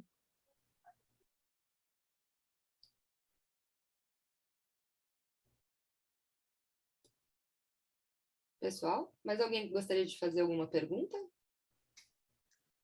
Eu queria fazer uma pergunta sobre essa codificação, né, que você falou. Eu queria saber se você pensou nessa questão do sincretismo religioso, né, que tem de vocês transitar no meio da branquitude, assim, né? Se isso foi proposital, se foi pensado, se é por conta de como se fosse para apontar esse caso que teve específico na história do Brasil, né? Ou se é por conta que ainda você acha que a sociedade não está preparada ainda para poder receber, né? Por conta dessa questão de divergências sociais, né? Que rola aqui no Brasil. Nossa, que pergunta interessante, gente. Muito interessante essa pergunta, porque de alguma forma o sincretismo, do jeito que você diz, parece que o sincretismo ele é uma forma de esconder, assim, né? Mas não é o caso, assim. Para mim, o sincretismo ele é o resultado das negociações de poder e como que as entidades permanecem a ser cultuadas a partir do que é disponível também, né? Eu acho que no meu trabalho o sincretismo do meu trabalho não faz muito sentido, porque eu não lido com secretismo, eu lido com ficção, e aí o que me importa é criar outras histórias, assim, né? Todos nós somos nutridos das nossas fontes míticas, das nossas fontes cosmológicas, das nossas fontes familiares, e a partir dessa fonte, o que me interessa é criar novas ficções, assim. Então, o que eu faço não é esconder, o que eu faço é, talvez seja recontar de outra forma, talvez seja ficcionalizar alguns traumas, algumas bênçãos também, mas eu não escondo nada, mas porque eu gosto do complexo, assim, é uma parada que não é nem complexo, eu gosto do segredo, eu gosto dos anagramas, eu gosto dos códigos, assim, eu gosto de misturar. Acho que a gente pode estar se aproximando do fim também, não que as pessoas precisam parar de falar, não, mas eu gosto de mostrar essa imagem também, que é as minhas criptas. A mais famosa delas é essa, né? Sair da linguagem e emancipar movimentos, assim. Eu acho que a petofagia, inclusive essa era a cripta que estava na petofagia. Eu escrevi essa cripta uma das definições de petofagia é essa. Que é isso, eu vou sair da linguagem, eu vou trair as narrativas, né? Os códigos a fim de confundir mesmo, né? A fim de confundir, a fim de nem só confundir, a fim de expandir, a fim de qual é uma palavra que eu adoro, que é atiçar charme. Quando você é uma pessoa muito, não é um valor com S. Ai, que saco. Mas é isso. É a fim de você seduzir. É isso. A petofagia também é uma tecnologia de sedução. Eu quero seduzir as pessoas. Eu quero fazer... Porque o que a branquitude faz é a sedução. É uma sedução contínua. Né? A sedução na enganação, na mentira, mas também na beleza, mas e também da ideia do que é beleza. É tudo uma grande sedução. Eu adoro seduzir. Eu vou aproveitar a deixa usando o teu jogo de palavra, porque a história da arte ela é uma narrativa sedutora, né? Uhum. E eu acho que você trouxe questões que é exatamente a questão que a gente está tentando discutir na disciplina, que é tentar pensar outras histórias da arte, pensar um outro caminho que não dessa sedução que havia sido instaurada até então, né? De como contar, recontar e contar novamente sempre a mesma mitologia. Eu não tenho como não linkar as tuas pretofagias a pensar outras mitologias para a arte, assim, né? Pensar em outras formas de contar essas narrativas. E aí isso dialoga muito com o conceito de arquivo que eu acho que você está trazendo, que é o de... Bom, a gente sabe que o conceito de arquivo anda sendo, ultimamente, um conceito bem importante para os debates de história da arte.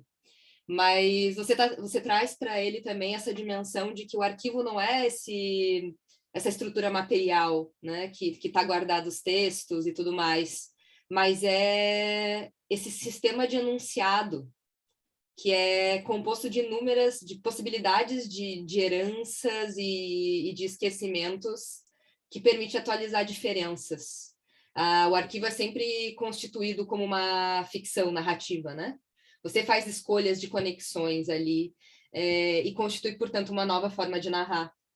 E eu acho que isso está muito em todas essas tuas obras, nessa tua poética. E eu queria te fazer, então, dito isso, né, uma pergunta. No modo como você constitui novos monumentos, documentos, novos arquivos, novas formas de narrar, você se interessa, por exemplo, por as tuas obras irem parar como acervo permanente de museus? Isso, entende como essa função de participar do arquivo, né? De constituir de muitas vezes com isso demonstrar a rachadura que tem, né, na narrativa do museu sobre as obras que lá estão.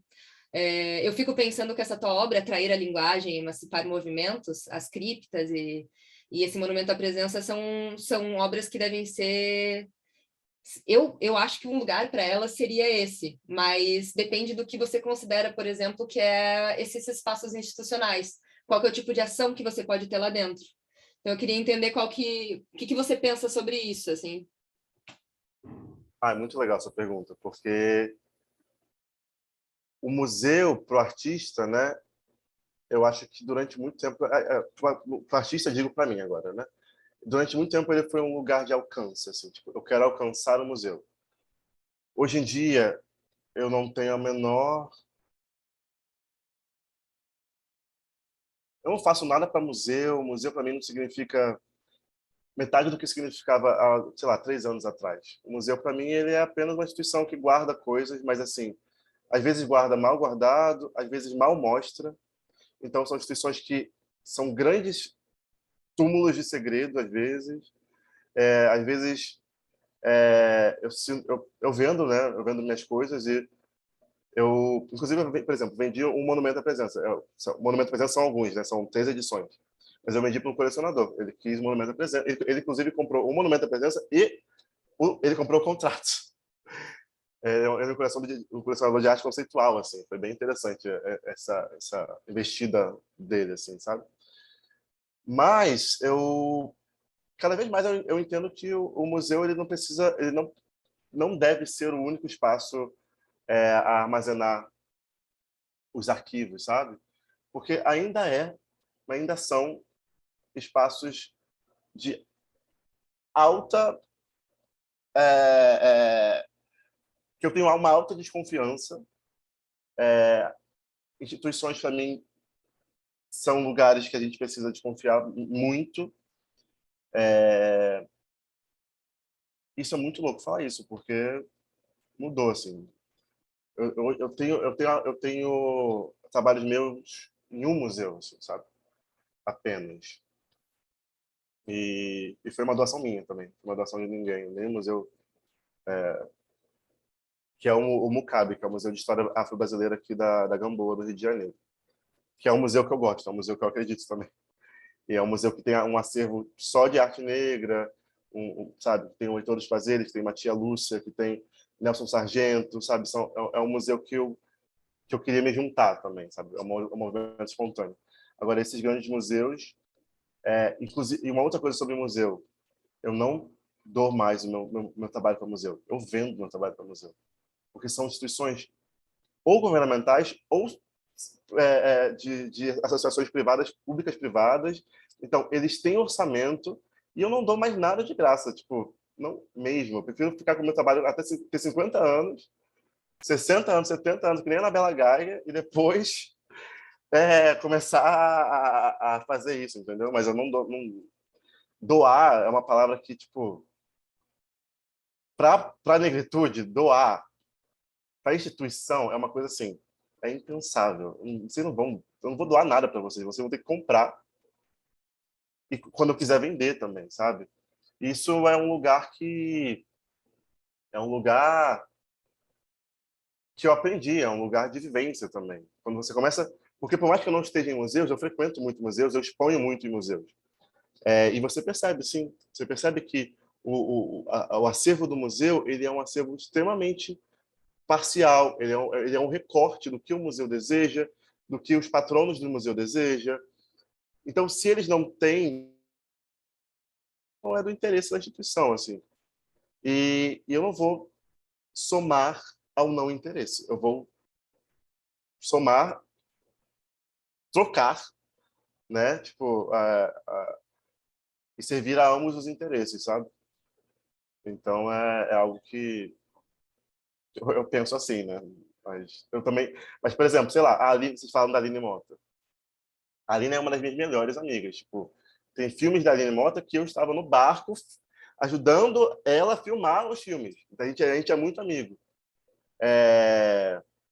E ela não uma outra concepção.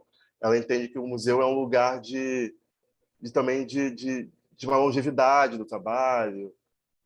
Eu já não penso assim, entendeu? um espaço em disputa ainda, né? É justamente por isso, assim, que eu fiquei pensando, mas existe um outro trajeto, que me parece ser também o teu monumento à voz de Anastácia, né? Que é o de não necessariamente estar no museu, mas estar na casa das pessoas, né? Estar nesses outros espaços que monumentalizam também esse personagem, e não necessariamente via narrativa oficial desses espaços, pouco acessados por certos grupos, né? Não, Total. Eu quero agradecer muito a tua presença, Yuri. Eu vou deixar a gente continuar falando, só vou parar de gravar, para não ficar muito longo também o vídeo. E terminando aqui a gravação, só te agradecendo imensamente. Eu acho que eu tenho umas 6 páginas de coisas anotadas para te perguntar em um segundo momento, assim, e fico muito feliz que você decidiu participar desse debate, porque eu sei que isso vai fazer muita diferença, né, na formação desse pessoal que está aqui decidindo estudar outras mitologias para o debate, para a construção de debate na historiografia na arte, né? Na historiografia da arte. Então, muito, muito, muito obrigada por ter aceitado esse convite. Obrigado a vocês pela escuta. A escuta da turma foi muito boa. Poucas pessoas falaram, mas eu senti uma receptividade muito legal, assim, sabe? Não é comum, em geral, me interromper. Eu gosto, quando a interrupção, tipo, ela é agregadora, né? Tipo, foi super agregadora várias vezes, então, para mim foi muito legal. Obrigada. Vou parar de gravar, então.